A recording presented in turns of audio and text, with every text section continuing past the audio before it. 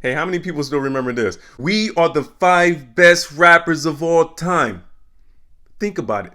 Dylon, Dylon, Dylon, Dylon, and Dylon. Cause I spit hot fire!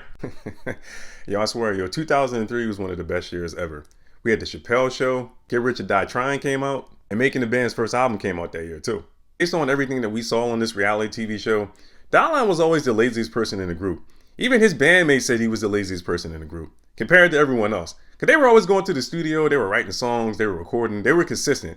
Dylon was not consistent, from what I can remember. Dylon Dilinjah says Dave Chappelle's classic Making the Band skit ruined his career. The Brooklyn rapper said that the skit made it hard to get his career off the ground. No, sir, from what I recall, you made it hard to get your career off the ground, not Dave. Man, these people at Complex, man, messing up. Okay, you take a joke, everyone's cracking on you, he said. But the next question is, what is he up to? What kind of music does he have? Can we book him? Okay, you got that part right. Dilinjah and Chappelle actually met in 2017 at the House of Vans event in New York City, where they embraced one another. The rapper acknowledged he became famous because of the skit. Nah, that's not 100% accurate based on what Dylon said out of his own mouth. He just did an interview on We Are Flatbush podcast this past week, and what he said in his interview didn't match what they just wrote in that article. The skit came out in 2003. Now fast forward all the way to 2018, Dave Chappelle was doing a show in Brooklyn. And keep in mind, Dylon is originally from Grenada, but I'm assuming he grew up in Brooklyn and as a kid. So what happened was he goes to this show, and at first he said he had trouble getting in, but he managed to get to the VIP section of this show. And then after Dave finished performing, he comes backstage to the VIP, he's greeting everybody and talking. And then he sees him, walks up to him, he gives him daps. And then they sit down, they go to the bar, they have a drink, they start chopping it up and they're talking. And he's like, yo, you made me famous.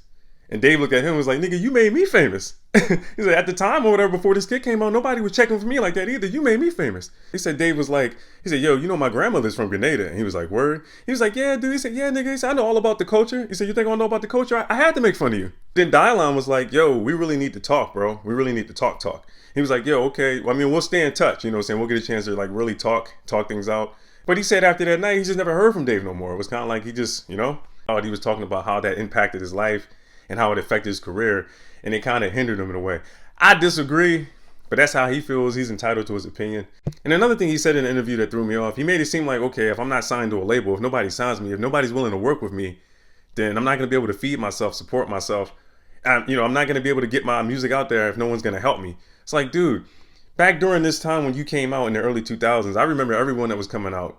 Like, let me see, it was 50 Cent, Lloyd Banks, Fabulous, Joe Budden, like all of these guys, all these rappers coming out of New York, they had mixtapes flooded the streets. They were selling mixtapes on the street. They're selling mixtapes on the corner. They were selling mixtapes out the trunk of their car. And that's what artists did back then to get their music out. Your end goal is to get distribution from a major label, and then that way your music can reach the masses faster, okay. But at the end of the day, if that doesn't work out, what are you supposed to do as an adult?